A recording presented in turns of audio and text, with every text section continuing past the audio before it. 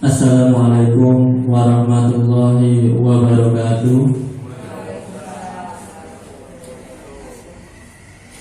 Salam sejahtera untuk kita semuanya. Om Swastiastu, Namo Buddhaya, salam kebajikan. Pertama-tama marilah kita panjatkan puji syukur kehadirat Allah SWT yang telah melimpahkan rahmatnya kepada kita semuanya sehingga kita dapat berkumpul di ruangan ini dalam keadaan sehat walafiat. Kedua kalinya sholawat serta salam tetap tercurahkan kepada junjungan kita Nabi besar Muhammad SAW yang kita tunggu-tunggu syafaatnya di yaumul kiamah nanti. Pada kesempatan siang hari ini izinkanlah saya untuk menyampaikan susunan acara. Yang pertama yaitu pembukaan, yang kedua acara inti diseminasi penerapan budaya positif yang akan disampaikan oleh Ibu Haryani Istiqomah SPD. Acara yang ketiga yaitu penutup. Untuk menginjak acara yang pertama yaitu pembukaan, mari kita buka kegiatan pada siang hari ini dengan berdoa menurut kepercayaan masing-masing. Berdoa menurut kepercayaan masing-masing dimulai.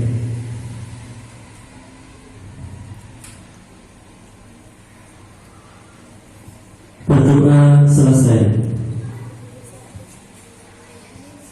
Menginjak acara yang kedua yaitu acara inti diseminasi penerapan budaya positif. Kepada Ibu Haryani Istiqomah SPD kami persilakan.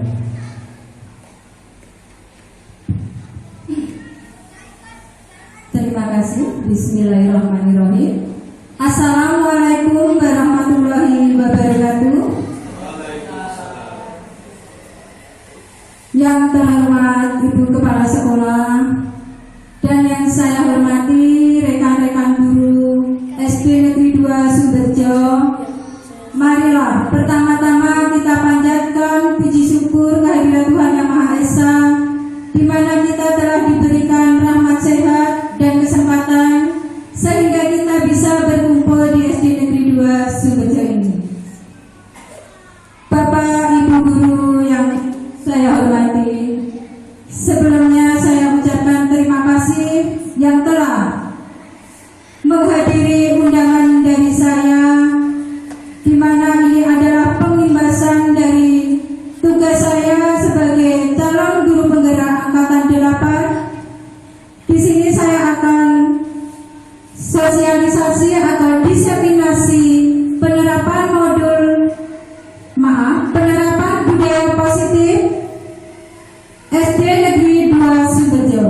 Semoga nanti ilmu yang saya paparkan bisa bermanfaat untuk kita semua. Amin.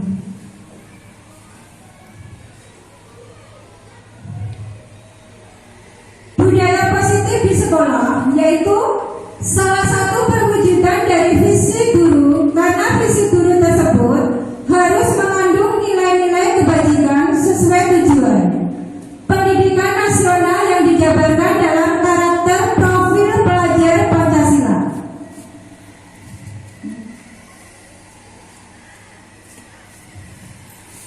Di sini saya akan memaparkan konsep budaya positif. Apa saja yang termasuk konsep budaya positif? Yaitu 1. Perubahan paradigma belajar. 2. Disiplin positif. 3. Motivasi perilaku manusia. Yang keempat, kebutuhan dasar manusia. Yang kelima, 5 posisi kontrol restitusi. Yang keenam, keyakinan kelas. Yang ketujuh, segitiga restitusi. Nah, di sini katakan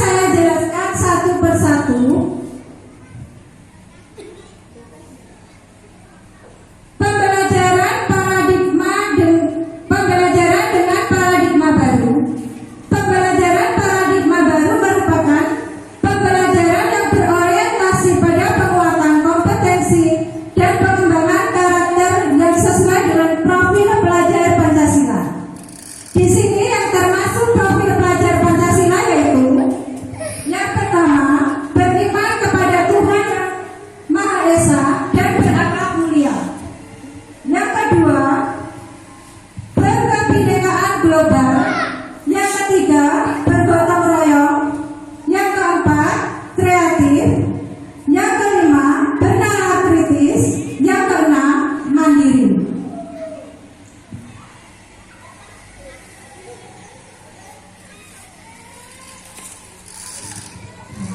Di sini, disiplin positif dalam budaya kita, makna disiplin dimaknai menjadi sesuatu yang dilakukan seseorang pada orang lain untuk mendapatkan kepatuhan.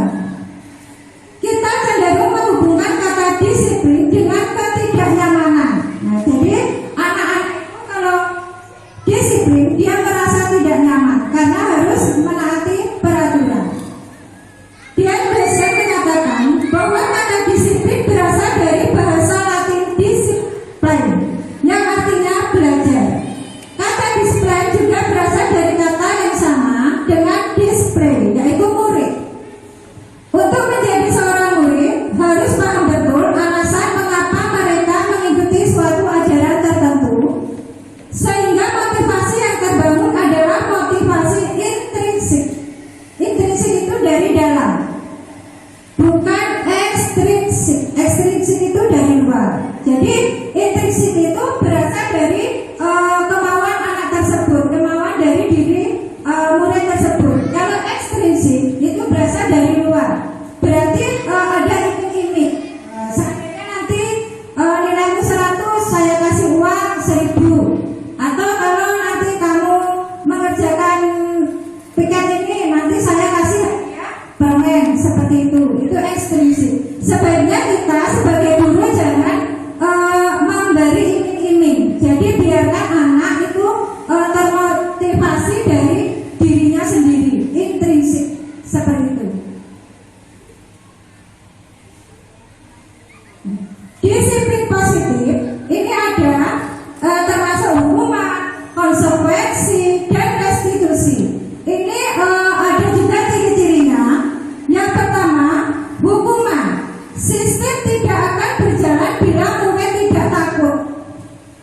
Perbedaan kedua, konsekuensi. Sama-sama nomor 1, memerlukan monitoring dan supervisi terus dari guru. Dan restitusi, murid belajar bertanggung jawab untuk perilakunya. Itu ciri-ciri yang pertama. Dan Bapak Ibu bisa membedakan hukuman, konsekuensi, dan restitusi. Terus ini ciri-ciri yang kedua, perbedaannya, yang hukuman mendorong menyalahkan diri. Terus yang konsekuensi mendorong kepatuhan. Terus yang restitusi mendorong disiplin positif. Terus selanjutnya, ciri-ciri yang ketiga, anak belajar menyembunyikan kesalahan. Ini dalam hukuman. Yang konsekuensinya dibuat oleh guru dan murid. Nah, jadi peraturan itu dibuat oleh guru dan murid. Ini termasuk konsekuensi. Terus yang restitusi dibuat oleh murid.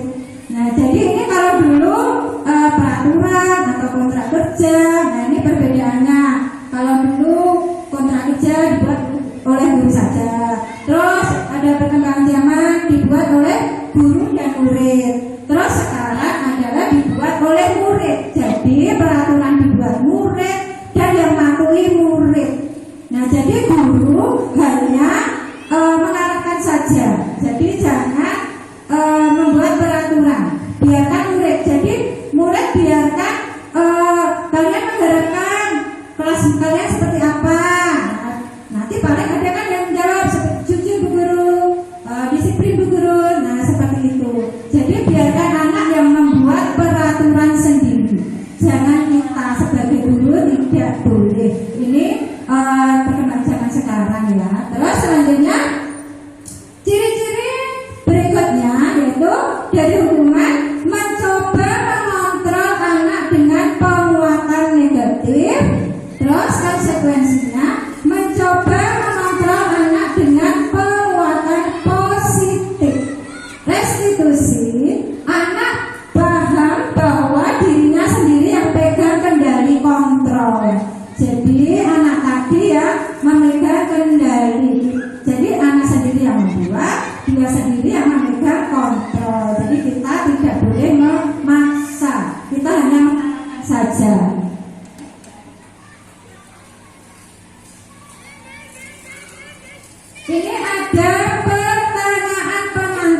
nanti termasuk hukuman atau konsekuensi.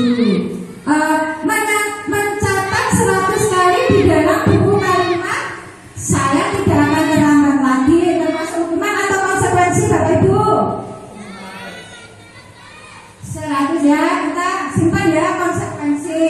Terus yang kedua, lari lapangan 5 kali karena terlambat sekolah, hukuman atau konsekuensi? Apa? Hukuman. Ya, tadi konsekuensi hukuman. Terus yang ketiga, menghapus coretan yang ada di meja tulis, konsekuensi. Yang keempat, murid diminta push up 20 kali karena tidak pakai masker ke sekolah, konsekuensi apa? Hukuman. Coba lanjut. Menggantikan kertas teman yang sudah dicoret-coret, konsekuensi. Coba simpan dulu ya jawabannya ya. Lanjut.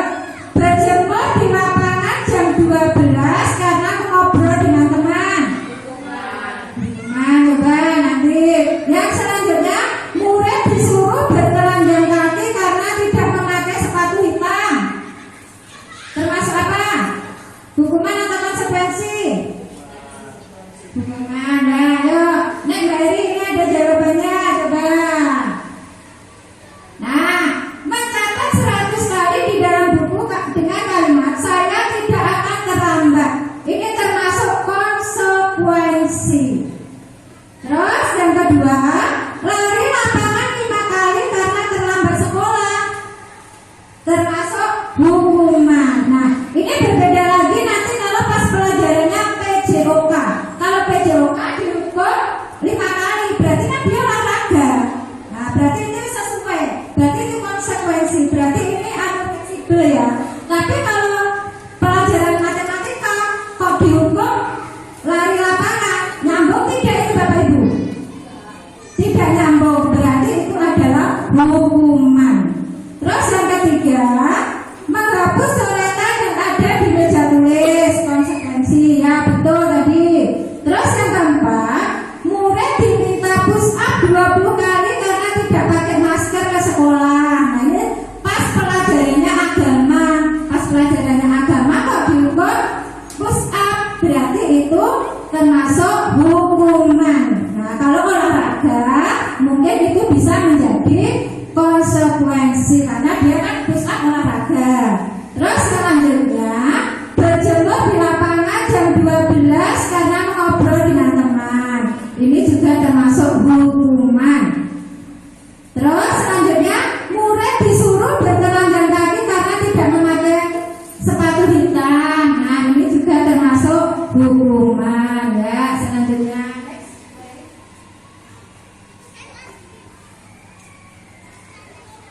motivasi perilaku manusia. Nah, ini dia Denggesnya menyatakan ada 3 motivasi perilaku manusia. 1, untuk menghindari ketidaknyamanan atau hukuman. Yang kedua, untuk mendapatkan imbalan atau penghargaan dari orang lain. Yang ketiga, untuk menjadi orang yang mereka inginkan dan menghargai diri sendiri dengan nilai-nilai yang mereka percaya. Next, Mary.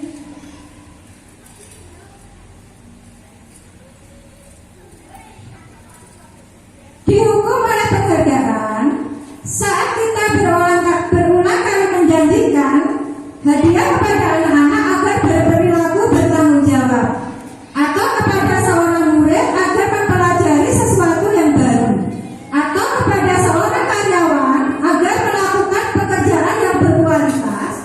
Kita sedang berasumsi mereka tidak dapat melakukannya atau mereka tidak akan memilih untuk melakukan. Nah, ini menurut Alfi. Nah, ini kita mengharapkan misalnya anak disuruh menyapu dari kelas 1 sampai kelas 6 misalnya. Nah, nanti kalau kamu selesai, nanti saya kasih hadiah uang 10.000. Nah, kita itu yakin kalau anak ini tidak mampu, tapi kita terlanjur ngiming-ngimingi hadiah tadi 10.000 tadi. Ternyata anak mampu. Nah, itu yang tidak diharapkan oleh guru sekarang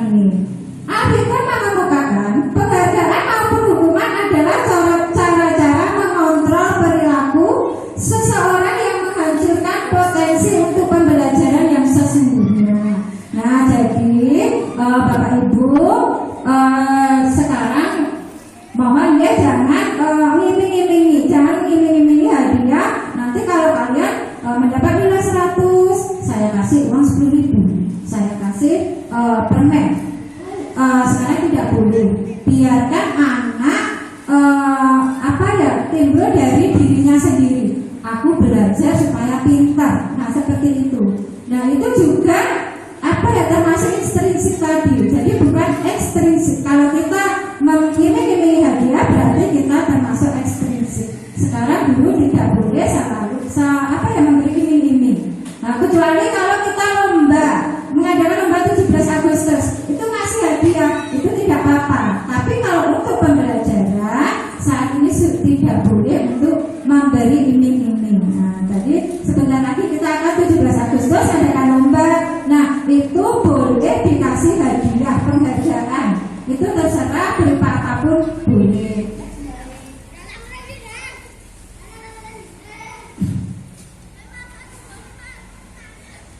Teori Alfikon mengenai penghargaan.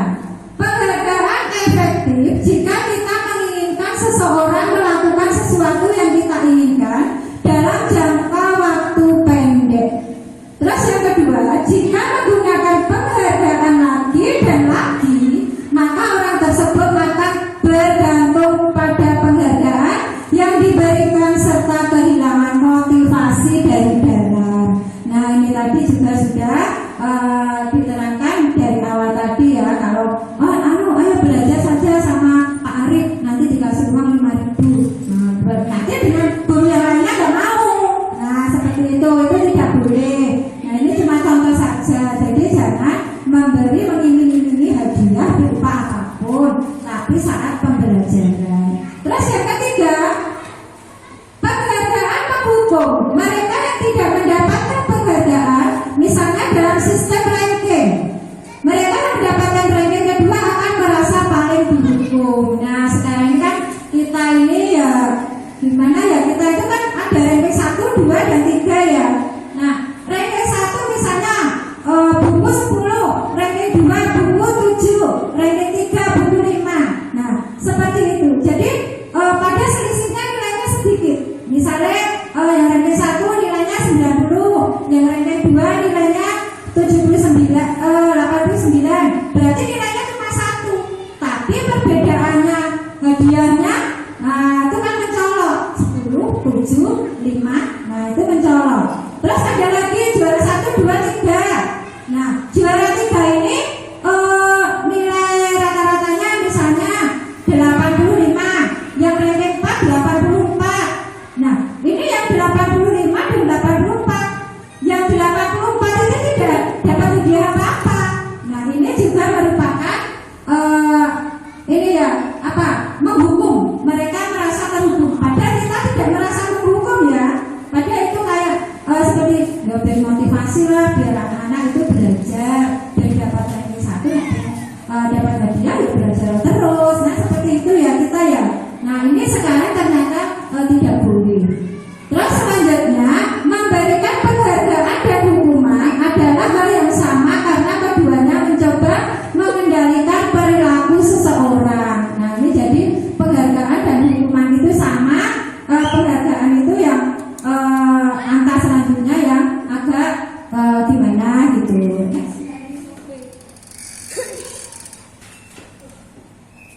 Nah ini kebutuhan dasar manusia ada 5, yaitu kita itu manusia itu tidak memungkiri, tidak pasti ya, pasti kalau mau mengakui pasti kita itu seperti ini. 1, bertahan hidup. Bertahan hidup itu ada sandang, ada pangan, ada papan.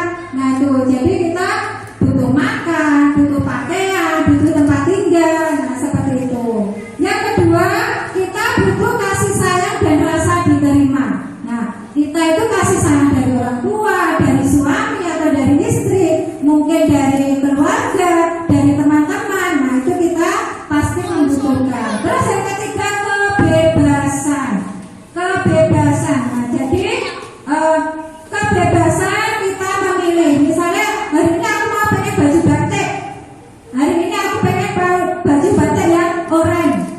besok pengen baju batik yang putih. Nah, itu adalah contoh kebebasan. Terus kesenangan. Nah, ini kesenangan. Ini kalau misalnya siswa mendapat nilai 100 pasti senang. Kalau guru atau pendidik misalnya murid-muridnya kok pintar semua, bisa mengikuti pembelajaran semua, itu juga senang. Terus yang satu yang terakhir adalah penguasaan. Nah, penguasaan itu kita bisa apa ya? Misalnya kita yang kecil aja, keluarga kita ya, anak-anak kita itu kita dalam menguasainya berarti bukan berarti kamu harus menurut saya semuanya, tidak. Berarti kita membimbing anak, membimbing anak seperti yang kita harapkan.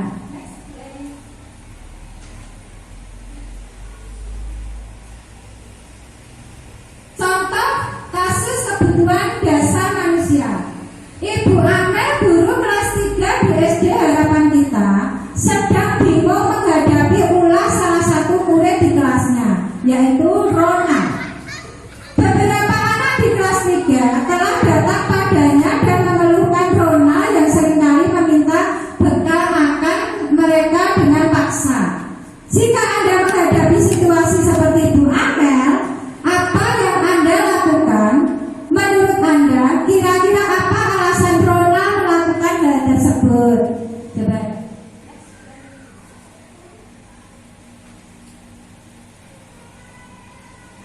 Ini coba jawaban dari Rona tadi. Jika Rona menjawab, Ibu, saya mengambil bekal karena saya lapar. Nah, mungkin Rona dari rumah tidak dibawahi bekal oleh orang tuanya, jadi dia lapar. Berarti dia memenuhi kebutuhan hidup. Nah, tadi kan kebutuhan hidup makan, sandang, dan papan. Ada lagi jika Rona menjawab, Ibu, saya bosan dengan bekal yang saya bawa. Nah, ini memenuhi kebutuhan kebebasan. Karena misalnya Ronald ini setiap hari dibawakan bekal ibunya mie, setiap hari mie. Padahal bekalnya misalnya si Naura ini bekalnya ayam, nugget, telur. Nah, si Ronald tadi mie terus, jadi kan bosan. Dia jadi dengan paksa mengambil miliknya Naura, diambil. Padahal Naura kan sanggupnya pas, misalnya sanggupnya nugget. Nah, nuggetnya cuma 2. Nah, ini kira-kira nanti pas untuk nasinya itu. Nah, ternyata Rona mengambil dengan paksa. Pasti si Naura kan marah. Terus ini selanjutnya jika si Rona menjawab, Ibu, saya iseng saja. Saya ingin melihat ekspresinya Naura nanti seperti apa. Nah, ini adalah memenuhi kebutuhan kesenangan.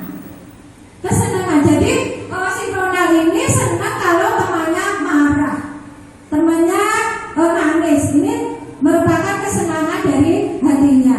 Terus jika lagi Ronald ini dengan jawab seperti ini, Ronald, Ibu, saya merasa hebat bisa mencuri bekal teman saya. Nah, berarti dia tuh bangga mencuri atau mengambil benda milik orang lain, itu bangga. Berarti ini adalah termasuk kebutuhan penguasaan.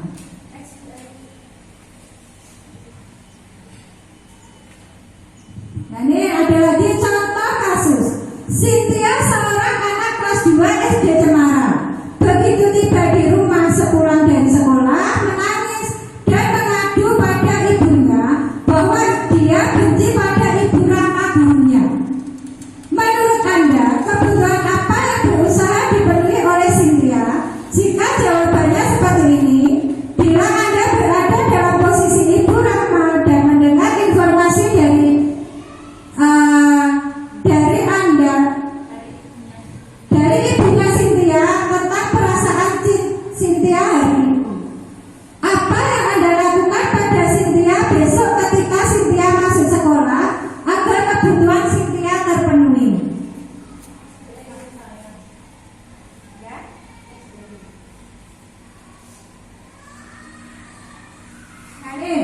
Cynthia menjawab, aku tidak boleh bersenandung Ibu waktu mengerjakan tugas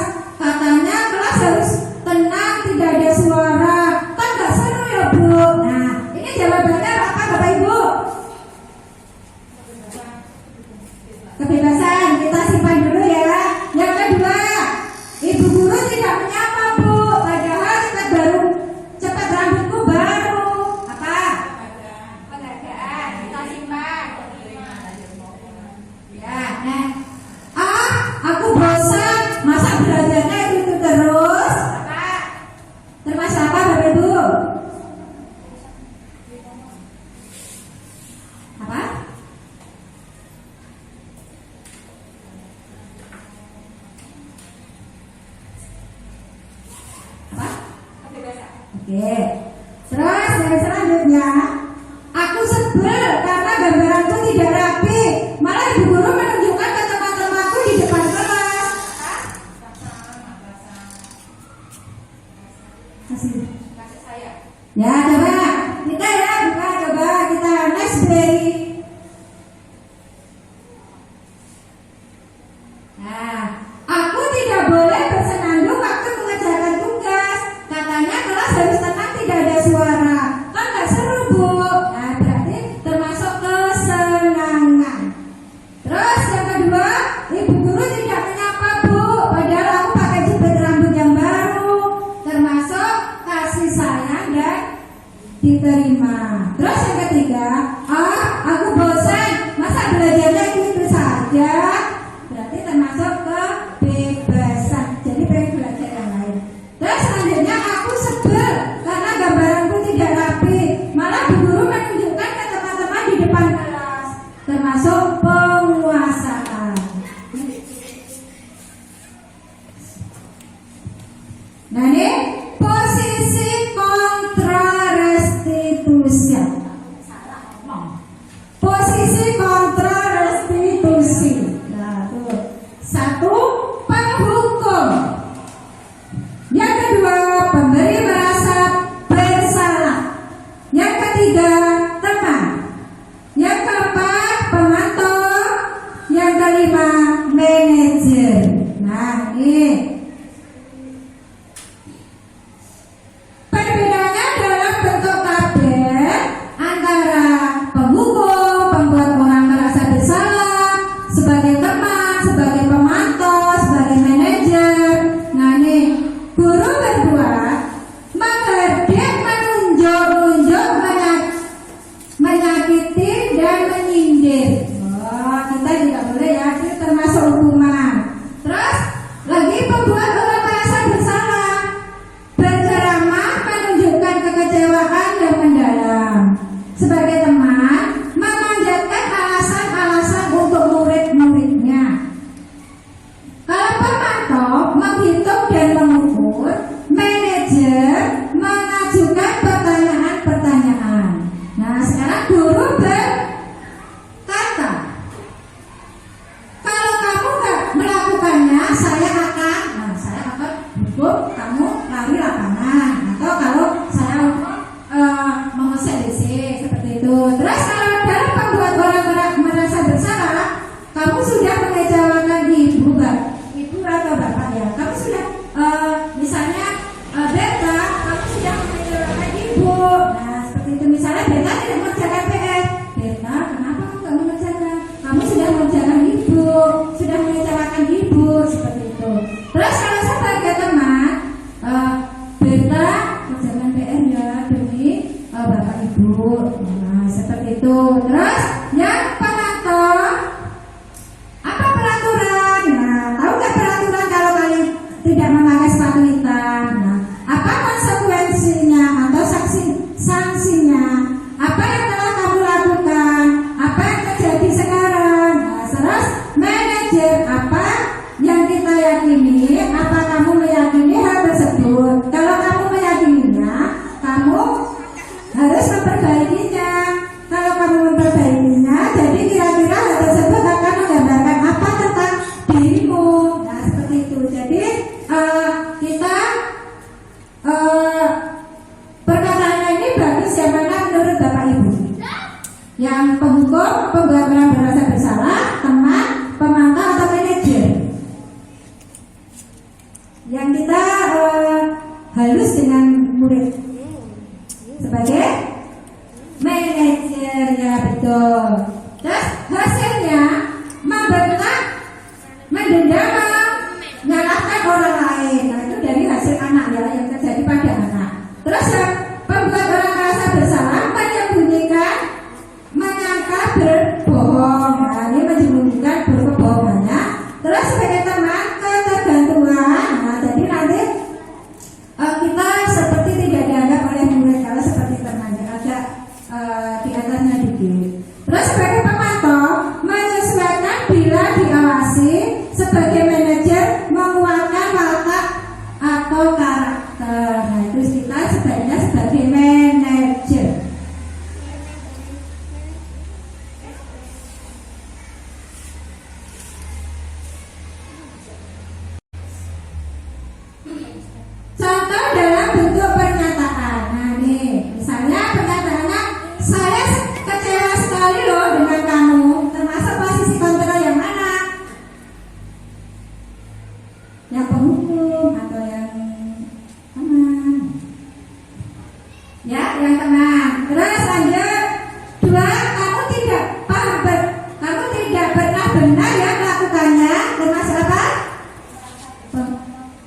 Oh ya, merasa bersalah kita simpan. Ayolah lakukan demi ibu ya.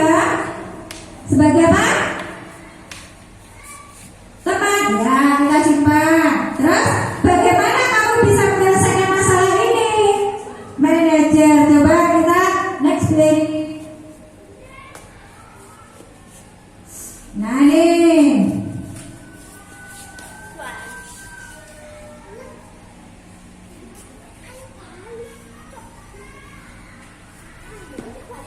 Nah nih, saya kecewa sekali loh dengan kamu, termasuk pembuat orang merasa bersalah.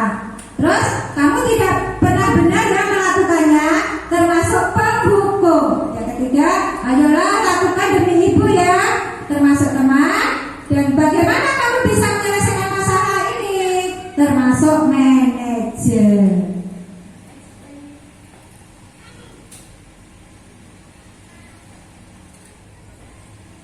Nah ini contoh keyakinan kelas, pembentukan keyakinan kelas. Nih, 1